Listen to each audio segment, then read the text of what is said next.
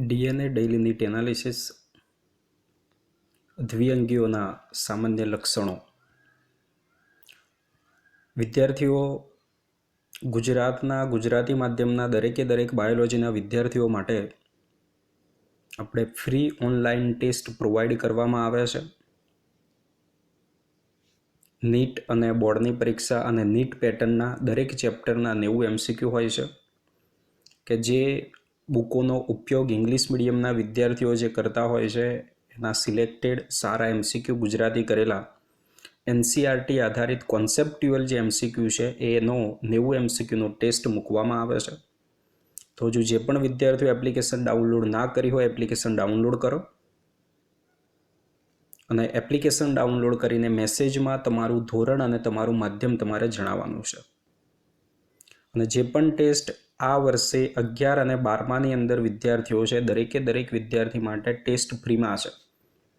અત્યાર સુધીમાં 11માના અને 12માના 5 ટેસ્ટ ચેપ્ટર પ્રમાણે મૂકવામાં આવેલા છે અને વધુ ટેસ્ટ સમયાંતરે મૂકવામાં આવશે. તો એપ્લિકેશનને ડાઉનલોડ કરો અને ટેસ્ટ અને ઓનલાઈન ટેસ્ટ જે છે એ તમે કોઈ પણ સમયે આપી શકશો. તમારા અનુકૂળતાના સમયે તમે જે પણ ચેપ્ટર જે તૈયાર કર્યું છે એ ચેપ્ટર રિવિઝન કરીને કોઈ પણ સમયે ઓનલાઈન ટેસ્ટ આપી શકશો. વધુ વિગત માટે એપ્લિકેશન ડાઉનલોડ કરો. આપણે જોઈએ દ્વિઅંગીના સામાન્ય લક્ષણો. હવે જો જેમ આપણે આ વનસ્પતિ સૃષ્ટિની અંદર શરૂઆતમાં લીલ ભણ્યા, પછી દ્વિઅંગી ભણ્યા, ત્રિઅંગી, અનાવૃત, આવૃત, બીજધારી ભણીશું. તો એમ જટિલતા જે છે એ જટિલતા વધતી જવાની છે. એના સ્વરૂપની અંદર એની જે પણ રચના છે એની અંદર જટિલતા જે છે જટિલતા વધશે. દ્વિઅંગીમાં આપણે કોનો સમાવેશ કરીએ છીએ તો દ્વિઅંગીની અંદર મોસ આવવાનું છે, લીવરવર્ટ્સ આવશે, બરાબર, એન્થોસિરોટોપ્સિડા આવશે. આ બધાનો સમાવેશ થશે. મોસ આપણને જોવા ક્યાં મળે? જેટલી પણ આ નીચલી કક્ષાની વનસ્પતિ હોય તો એ વનસ્પતિઓ ભેજવાળી જગ્યાએ આપણને જોવા મળતી હોય છે. આ વનસ્પતિઓ છાયાપ્રિય છે કે જેને આપણે કહીશું સિયોફાઇટ્સ ઇંગ્લિશની અંદર. સીધો સૂર્યપ્રકાશ આવતો હોય તો એવા ભાગમાં જોવા મળવાની નથી. પાણીનું વહન થઈ રહેતું હોય, ભેજવાળી જગ્યા હોય, વરસાદ પડેલો હોય, બરાબર, વૃક્ષો હોય એ એની નીચે એના પ્રકાંડને એના ઉપર, તો આ રીતે આ વિકાસ પામતી હોય છે. દ્વિઅંગીને આપણે વનસ્પતિ સૃષ્ટિના ઉભયજીવી તરીકે ઓળખવામાં આવે છે. હવે ઉભયજીવી કેમ કહીએ છીએ? પ્રાણી સૃષ્ટિમાં તમને ખ્યાલ હશે કે ઉભયજીવી સામાન્ય રીતે આપણે કહીએ કે જમીન પર અને પાણી મારે જેને આપણે કહીએ ઉભયજીવી. પણ ખરેખર એવું નથી. દાખલા તરીકે મગર જમીન પર રહે, પાણી મારે, પણ એ કેવો છે? મગર શેમાં આવે? મગર સરીસૃપમાં આવે છે. પણ ઉભયજીવીના તમે પ્રાણી સૃષ્ટિનું ચેપ્ટર જુઓ અને એના ઉદાહરણ જોશો તો દેડકો આપેલું હશે, ઇક્થિયોફિસ આપેલું છે, સેલામેન્ડર આપેલું છે. એટલે ઉભયજીવી એના જીવનચક્રની ચોક્કસ અવસ્થા પૂરી કરવા માટે પાણીની આવશ્યકતા એને રહે. એ પાણી વગર એ પોતાની ચોક્કસ અવસ્થા પૂરી ના કરી શકે. એને આપણે ઉભયજીવી તરીકે ઓળખીએ. તો અહીંયા દ્વિઅંગીમાં શું થાય? દ્વિઅંગી વનસ્પતિ જમીન ઉપર તો છે જ. દ્વિઅંગી વનસ્પતિ કઈ છે? જમીન ઉપર છે. પ્રથમ સ્થળ જ જમીન પરની વનસ્પતિ પણ છે, કારણ કે લીલ પાણીમાં હતી, આ હવે જમીન ઉપર આવે છે. તો જમીન ઉપર તો જીવંત રહે, પરંતુ એનું જે લિંગી પ્રજનન કરવાનું છે, શું કરવાનું? લિંગી પ્રજનન એની અંદર થાય ને એના જે જન્યુઓનું વહન કરવાનું હોય, તો એ લિંગી પ્રજનન માટે કોની આવશ્યકતા હોય છે? પાણીની આવશ્યકતા હોય. લિંગી પ્રજનન માટે કોની આવશ્યકતા હોય? પાણીની આવશ્યકતા. એટલા માટે આ દ્વિઅંગીને આપણે કહીએ વનસ્પતિ સૃષ્ટિના ઉભયજીવી. આપણે MCQ પૂછાઈ ચૂકેલો છે એટલે આ બાબત યાદ રાખવાની. જમીન ઉપર જોવા મળે પણ સફળ જમીનની વનસ્પતિ નથી આ, કારણ કે એમાં વાહક પેશી નથી, એટલી પ્રકાંડને એ બધી એવી રચનાઓ નથી, એટલે બરાબર એ રીતે. બીજું અહીંયા અગત્યની એક બાબત આપી આપણને કે જે વેરાન ખડકો કે જમીન પર વનસ્પતિ અનુક્રમણમાં મહત્વનો ભાગ ભજવે છે. આ શબ્દ તમારા માટે નવો આવ્યો વિદ્યાર્થીઓ કે અનુક્રમણ. અનુક્રમણ વિશે આપણે 12મા ધોરણમાં નિવસન તંત્રમાં ભણીશું. એક સામાન્ય ઉદાહરણ લઈએ કે દાખલા તરીકે કોઈ એકદમ વેરાન જગ્યા છે કે જ્યાં કોઈ પણ વનસ્પતિ કે એવું કશું જ નથી. જેમ જેમ વર્ષો પસાર થાય 100, 200, 300, 500 બરાબર, એનાથી પણ વધારે વર્ષો લાગી શકે, અને એ વિસ્તારની અંદર ધીમે ધીમે જંગલનું નિર્માણ થાય. તો એ આખી જે ઘટના થઈ એ થઈ અનુક્રમણ. એ પ્રાથમિક અનુક્રમણ થયું. એ જ રીતે દાખલા તરીકે કોઈ જંગલનો આખો વિસ્તાર છે મોટો, દાવાનળ કેમ થયું, જ્વાળામુખી ફાટો, જંગલ આખું નાશ થઈ ગયું, અને એ જ જગ્યાએ ફરીથી જેમ જેમ વર્ષો પસાર થાય ને ફરીથી નવા જંગલનું નિર્માણ થાય, તો એ ઘટના કહેવામાં આવે અનુક્રમણ. તો એ અનુક્રમણની ઘટનાની અંદર આ દ્વિઅંગીઓ મહત્વનો ભાગ ભજવે. એ દ્વિઅંગીની એક મોસ અવસ્થા અનુક્રમણમાં તમે 12મા ધોરણની અંદર ભણશો. તો ખાસ અહીંયા વનસ્પતિ સૃષ્ટિના ઉભયજીવી એ બાબત અહીંયા આપણે યાદ રાખીશું. હવે જો અહીંયા આપણને બુકની અંદર જે આકૃતિ આપેલી છે આપણને અહીંયા જોવા મળે છે, બરાબર. માર્કેન્સિયા જે આપણને છે એ માર્કેન્સિયાની આપણને અહીંયા આકૃતિ આપેલી છે, બરાબર. માર્કેન્સિયાનું એક બાજુ એ માદા સુકાય છે, બીજી બાજુ નર સુકાય. બંનેમાં સરખું જ દેખાય છે. આકૃતિ જોવો તો વિદ્યાર્થીઓ, બંનેમાં સરખું જ દેખાય. આકૃતિ MCQમાં પૂછાઈ ચૂકેલી છે. અલગ શું પડે તો જુઓ તમે ધ્યાનથી અહીંયા જુઓ તો આ જે સ્ત્રીજન્યુ ધાનીધરવાળો જે ભાગ અહીંયા આપેલો છે, આ બાજુ પૂજન્યુ ધાનીધરવાળો જે ભાગ આવ્યો છે, બંનેમાં ફરક છે. આનો જે સ્ત્રીજન્યુ ધાનીધરવાળો જે ભાગ આવેલો હોય જેને આપણે કહીએ છીએ રે કહીએ. શું કહીશું? રે કહીશું. અને આનો જે પૂજન્યુ ધાનીવાળો આ જે આપણને ભાગ જોવા મળે જેને આપણે કહીએ છીએ ડિસ્ક કહીશું. શું કહેવામાં આવે છે? ડિસ્ક કહેવામાં આવે. તો આ બંને આકૃતિ આ રીતે જુદી પડે છે, બાકી દેખાવમાં બધું સરખું જ છે. ક્લિયર? એટલે આ રીતે એની આકૃતિ તમારે અલગ, નર અને માદા કઈ છે તો માદા માટે સ્ત્રીજન્યુ ધાનીધર આ રે જેવું છે, કિરણ જેવું, બરાબર. તો એ જોવા મળે, અને પૂજન્યુ ધાનીમાં ડિસ્ક જોવા મળતું હોય છે. ક્લિયર? અહીંયા આપણે મૂલાંગો જોવા મળતા હોય છે, બરાબર. આ મૂલાંગો, આનું જે સુકાય છે એ જમીનને પથરાયેલું છે. દ્વિઅંગી હોય તો દ્વિઅંગીનું સુકાય, કાં તો જમીનને પથરાયેલું કાં તો ટટ્ટાર હોય. તો આ જે માર્કેન્સિયા છે, રિક્સિયા ને બધા સભ્યો છે, ઉદાહરણ છે દ્વિઅંગીના કે જેનું સુકાય જમીનને પથરાયેલું છે. મૂલાંગો જોવા મળે. મૂલાંગો કાં તો એક કોષીય હોય અથવા તો બહુકોષીય હોય છે, બરાબર. આપણે લીવરવટ જોઈશું તો લીવરવટમાં પણ એક કોષીય છે, એટલે મૂલાંગો અહીંયા માર્કેન્સિયામાં પણ એક કોષીય જોવા મળશે, બરાબર. પણ જ્યારે આપણે મોસ ભણીશું તો મોસની અંદર જે મૂલાંગો હોય મૂલાંગો બહુકોષીય જોવા મળતા હોય છે. તો આ એક જોયું કે માર્કેન્સિયા જે છે એ જમીનને પથરાઈને અહીંયા રહેતું હોય છે. એની જગ્યાએ દાખલા તરીકે આપણે અહીંયા જે આકૃતિ આપેલી છે આ છે ફ્યુનારિયા, બરાબર. આ છે કોણ છે? ફ્યુનારિયા છે. તો એ જે આવેલું હોય તો એ થોડું ટટ્ટાર રહેવાનું છે. કેવું રહેવાનું છે? ટટ્ટાર અહીંયા રહેતું હોય છે. તો એક બાબત આપણે અહીંયા આ યાદ રાખીએ. બીજું વિદ્યાર્થીઓ આપણે ખાસ અહીંયા યાદ રાખવાનું આવશે, આ આપણે આકૃતિ અહીંયા જોઈશું તો આ આકૃતિ આપણને આપેલી છે સ્ફેગ્નમની. આ જે ડી આકૃતિ આપણને જે આપેલી છે એ આકૃતિ કોની છે? સ્ફેગ્નમની આપણને આકૃતિ આપેલી છે, બરાબર. તો આ આકૃતિ જે તમે જોઈ શકો છો, પૂજન્યુ ધારણ કરતી શાખાવાળો જે ભાગ, આખી જે આકૃતિ છે આ બાજુવાળો ભાગ, તો આ જે આકૃતિ છે એ સ્ફેગ્નમની છે. સ્ફેગ્નમની અંદર જોશો તો અહીંયા સ્ત્રીજન્યુ ધારણ કરતી જે શાખાનો ભાગ તમને આપેલો છે, બરાબર. ગાંઠ જેવો થોડોક જે ભાગ હોય ત્યાં, અને અહીંયા આપણને આપેલો છે પૂજન્યુ ધારણ કરતી શાખાનો ભાગ. એટલે આ પણ આકૃતિની અંદર પૂછાય, નામ નિર્દેશનવાળું હોય તો એની અંદર આપણે આ યાદ રાખવાનું છે. આગળ વધીએ. હવે જેમ આપણે આગળ શરૂઆતમાં જ કહ્યું, દ્વિઅંગીઓનો વનસ્પતિ દેહ લીલના વાનસ્પતિક દેહ કરતાં ખૂબ વિભેદિત છે. અહીંયા શું થાય? લીલની અંદર આવી આપણને કોઈ રચના નથી જોવા મળતી. લીલની અંદર આવા મૂલાંગો છે, આવી સુકાઈ જેવી, પર્ણ જેવી રચના, બરાબર, એવી કોઈ રચનાઓ આપણને લીલમાં જોવા મળતી નથી. જ્યારે દ્વિઅંગીઓ છે એના કરતાં એડવાન્સ છે, તો એની અંદર એનું જે સુકાય છે એ આ રીતે વિભેદિત થયેલું આપણને જોવા મળતું હોય છે. આપણે એ પણ કહ્યું કે સુકાય કાં તો પથરાયેલું માર્કેન્સિયા, રિક્સિયા છે એમાં પથરાયેલું હોય છે, બરાબર. કાં તો એનું જે સુકાય છે એ સુકાય કાં તો ટટ્ટાર જોવા મળે. જેમ કે આપણે ફ્યુનેરિયાનું ઉદાહરણ તમને કહ્યું, તો એની અંદર જે સુકાય આવેલું હોય, સુકાય કેવું હોય છે? ટટ્ટાર આપણને જોવા મળતું હોય છે, બરાબર. આ વનસ્પતિઓમાં સાચા મૂળ પ્રકાંડપર્ણો નથી, સાચા મૂળ પ્રકાંડપર્ણો આવેલા નથી, પરંતુ એના જેવી રચના આવેલી હોય છે અને એ પ્રકારનું એ કામ કરતા હોય છે. ક્લિયર? એટલે કે સાચા મૂળ પ્રકાંડપર્ણો ધરાવતું નથી, પરંતુ એના જેવી એ રચના ધરાવે છે. હવે અહીંયા જુઓ, આ માર્કેન્સિયા છે. આકૃતિની અંદર તમને અહીંયા જે જોવા મળે છે તો માર્કેન્સિયાનું જે સુકાય છે એ માર્કેન્સિયાનું સુકાય તમે આ જોઈ શક્યો છો.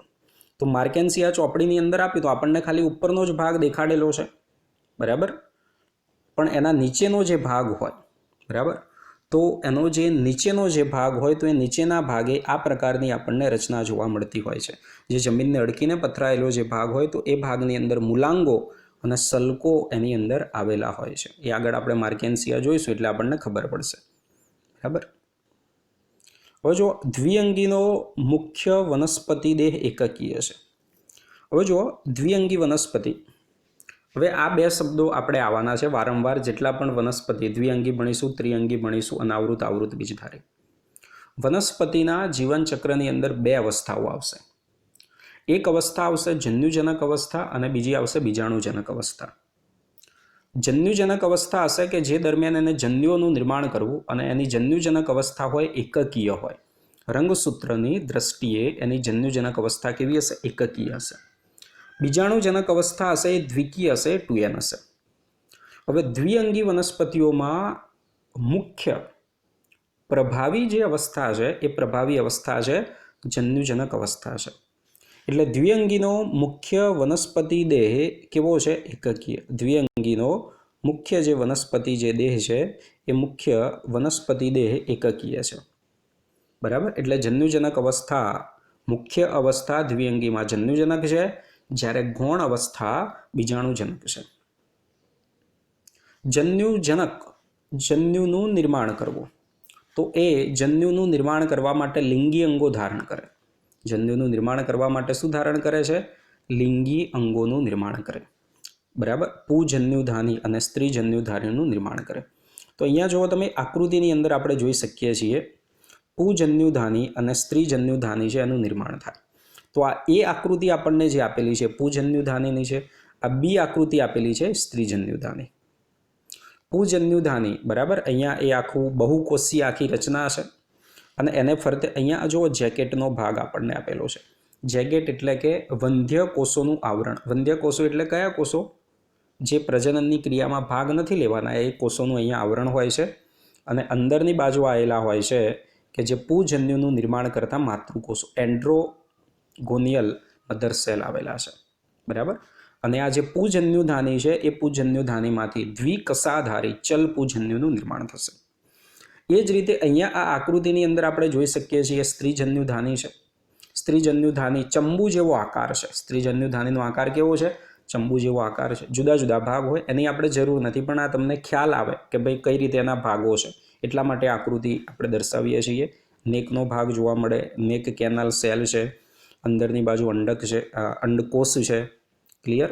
તો આ રીતે પુજન્યુધાની અને સ્ત્રીજન્યુધાની કે જે બહુકોષીય લિંગી અંગો ધરાવે. શું ધરાવે? બહુકોષીય લિંગી અંગો આ ધરાવતું હોય છે. એ બાબત આપણે જોઈશું કે ભાઈ નર લિંગી અંગને આપણે શું કહીએ છીએ? પુજન્યુધાની કહીએ છીએ, કે જેમાંથી દ્વિકસાધારી ચલ પુજન્ય ઉત્પન્ન કરે. થોડુંક આનું ટૂંકમાં જીવનચક્ર પણ આગળની સ્લાઇડમાં આપણે જોઈશું એટલે તમને ખબર પડશે, મજા આવશે. નર લિંગી અંગને પુજન્યુધાની અને એમાંથી દ્વિકસાધારી ચલપુજન્ય ઉત્પન્ન થાય છે. માદા લિંગી અંગ છે જેને આપણે કહીશું સ્ત્રીજન્યુધાની, ચંબુ આકારની, બરાબર, અને અંદરથી અંડકોષ ઉત્પન્ન કરે. હવે જો આપણે શું કહ્યું, આને ફલન માટે કોની જરૂર પડવાની છે? પાણીની. ફલન માટે કોની જરૂર પડવાની? પાણીની આને જરૂર પડે. એટલે ચલપુજન્યુઓ પાણીની અંદર મુક્ત થાય અને સ્ત્રીજન્યુધાનીના સંપર્કમાં આવે, જન્યુઓનું જોડાણ થાય, બરાબર. અને એ શું બનાવે? એ યુગ્મનજનું નિર્માણ કરે. કોનું નિર્માણ કરે? યુગ્મનજનું નિર્માણ કરતા હોય છે. અને એ પછી 2n બની જવાના છે. જન્યુઓ હંમેશા એકકીય હોય. જન્યુ હંમેશા કેવા હશે? એકકીય હોય છે. હવે જો આ આપણે જીવનચક્ર અહીંયા જોઈએ તો આ જીવનચક્રની અંદર અહીંયા આપણને જોવા મળશે, બરાબર, કે આ જે અહીંયા જન્યુજનક અવસ્થા આની છે, ગેમેટોફાઇટિક જનરેશન. અહીંયા એન્થ્રીડિયમ એટલે પુજન્યુધાની છે. આ છે સ્ત્રીજન્યુધાની આવેલી, અંદર અંડકોષ છે. અહીંયા બીજું આપણે આકૃતિની અંદર જોઈ શકીએ છીએ કે અહીંયા જો દ્વિકસાધારી પુજન્યુ, આ કેવું છે? દ્વિકસાધારી જે પૂજન્યુ છે એ દ્વિકસાધારી પૂજન્યુ આ જે સ્ત્રીજન્યુધાની જે ભાગ આવેલો હોય એ સ્ત્રીજન્યુધાનીની અંદર શું થતું હોય છે? દાખલ થતું હોય છે. અહીંયા આપણે જોઈ શકીએ છીએ મેલ ન્યુક્લિયસ અને બીજું કોણ છે? Egg nucleus. બંનેના કોષ કેન્દ્રોનું જોડાણ થશે અને બંનેના કોષ કેન્દ્રોનું જોડાણ થઈ અને કોનું નિર્માણ થાય? ઝાયગોટ. એટલે કેવી પરિસ્થિતિ? 2n થઈ ગઈ. જન્યુ હંમેશા એકકીય NN હતા, બરાબર. એ બંને જોડાય અને કોણ બની ગયું? ઝાયગોટ જે છે એ ઝાયગોટનું શું થઈ ગયું? નિર્માણ થઈ ગયું છે. ફલિતાંડ તરત અર્ધીકરણ થઈને બીજાણું નિર્માણ નથી કરવાનું, પરંતુ આની અંદરથી બહુકોષીય દેહનું નિર્માણ થાય. હવે જો બહુકોષીય દેહનું નિર્માણ થશે, બરાબર. આ જે યુગ્મનજ જે આપણને વાક્ય આપે યુગ્મનજ તરત અર્ધીકરણ થઈને બીજાણું ઉત્પન્ન ના કરે. યુગ્મનજની અંદરથી આવો એક જટિલ દેહનું આ નિર્માણ થાય છે. ધીમે ધીમે આ જટિલ દેહનું શું થઈ જાય છે? નિર્માણ થાય. અને એ જટિલ દેહનું નિર્માણ થાય અને એને આપણે કહીશું બીજાણુજનક દેહ. શું કહીશું? બીજાણુજનક દેહ તરીકે આપણે એને ઓળખવામાં આવે છે. ખબર પડી? ફરીથી જુઓ કે ભાઈ ચલપૂજન્યુ પાણીમાં મુક્ત કરવામાં આવે અને સ્ત્રીજન્યુધાનીના સંપર્કમાં આવે, બરાબર, અને એ જોડાય NN છે અને ફલિતાંડનું નિર્માણ કરે. હવે આપણે શું કહ્યું અહીંયા? ફલિતાંડ ત્વરત અર્ધીકરણ દાખવતું નથી, પરંતુ બહુકોષીય દેહનું નિર્માણ કરે અને જેને કહ્યું છે બીજાણુજનક કહેવામાં આવે. એટલે જો આગળની જે અવસ્થા હતી એ એની થઈ ગઈ જન્યુજનક અવસ્થા, અને પછી એની જે અવસ્થા આપણને જોવા મળે જન્યુઓના જોડાણ થઈ ગયા પછી એ છે એની બીજાણુજનક અવસ્થા આપણને જોવા મળતી હોય છે. અને બીજાણુજનક એ મુક્ત જીવી નથી. બીજાણુજનક સ્વતંત્ર જાતે અસ્તિત્વ નથી ધરાવતો. એને જોડાઈ રહેવું પડે છે જન્યુજનક સાથે, કારણ કે જન્યુજનક એ પ્રકાશ સંશ્લેષી છે, સ્વતંત્ર છે, અને એની અંદરથી બીજાણુજનક જે છે બીજાણુજનક શું કરશે? પોષણ મેળવવાનું કામ કરતું હોય છે. અહીંયા આપણે ફ્યુનારિયાની આકૃતિ ચોપડીમાં જોઈએ એટલે પણ તમને અહીંયા ખબર પડી જશે, બરાબર. જો દાખલા તરીકે આ આકૃતિ આપણને જે આપેલી છે એ ફ્યુનારિયાની આપેલી છે. તો ફ્યુનારિયાનો આ કોણ થઈ ગયો? જન્યુજનક છે. તો એના જન્યુજનક બની ગયો અને જન્યુજનક ઉપર પછી આ બીજાણુજનક આવેલો છે. બીજાણુજનક આવું સ્વતંત્ર અસ્તિત્વ નથી ધરાવતો, એકલો બીજાણુજનક નથી. બીજાણુજનક જોડાયેલો રહે છે કોની સાથે? આ જન્યુજનક સાથે જોડાયેલો છે પોષણ માટે, બરાબર. એના માટે શું થયેલો હોય? જોડાયેલો હોય છે. બીજું એક અહીંયા દ્વિઅંગીનું એક અનન્ય લક્ષણ છે કે જન્યુજનક અવસ્થા દરમિયાન એ આ પર્ણો ધરાવે અને પ્રકાશ સંશ્લેષણ કરતું હોય છે. એ પણ બાબત આપણે આગળ જોઈશું. ક્લિયર થઈ ગયું કે બીજાણુજનક જન્યુજનક સાથે શું થયેલો છે? જોડાયેલો હોય છે પોષણને એના માટે.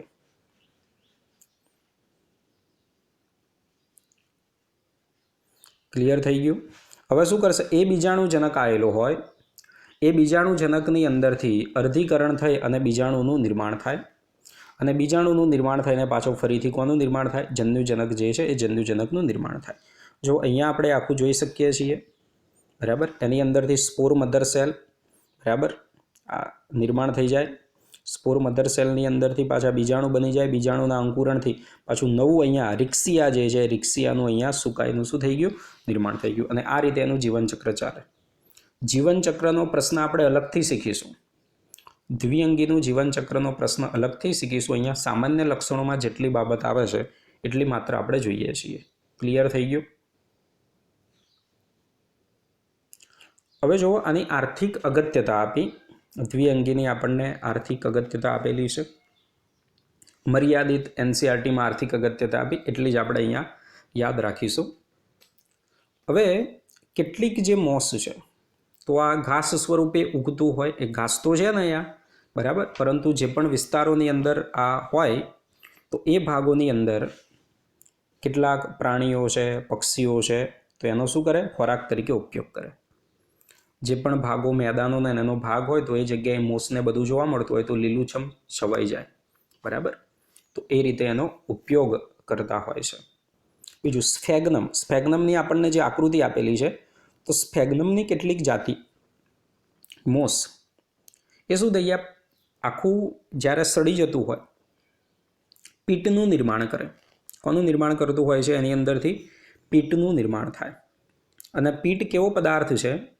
તો તો કે પાણીની અસરથી સડી ગઈને લોચો થઈ ગયો હોય એવો પદાર્થ છે. જો અહીંયા તમને આ પીટ જોવા મળે, બરાબર. તો આ પ્રકારનો પીટ પદાર્થનું નિર્માણ થતું હોય છે, બરાબર. અને આ જે પીટ પદાર્થ છે એ પીટ પદાર્થની પાણી જે છે એ પાણીનું રોકી રાખવાનું, સંગ્રહ કરવાની ક્ષમતા ખૂબ જ વધારે છે. એનો જે હાઇગ્રોસ્કોપિક આપણે ગુણધર્મ કહીએ, પીટ મોસ જે આવેલું હોય એ પોતાનું જેટલું વજન હોય એના કરતાં 20 ગણું વધુ પાણી જે છે એ પાણીનું શોષણ કરી રાખે, જેના પરિણામે જીવંત પદાર્થોની હેરફેર માટે પેકેજિંગ મટીરિયલ તરીકે તેનો ઉપયોગ થાય. દાખલા તરીકે કોઈ વનસ્પતિના નમૂના એક જગ્યાએથી બીજી જગ્યાએ લઈ જવાના હોય, કોઈ પ્રાણીઓના નમૂના એક જગ્યાએથી બીજી જગ્યાએ નાના પહોંચાડવાના હોય, તો એમને ભેજની જરૂર પડે. તો એમનું પેકિંગ કરવા માટે આ પીટ મોસ સ્ફેગ્નમનો ઉપયોગ કરવામાં આવતો હોય છે. ક્લિયર?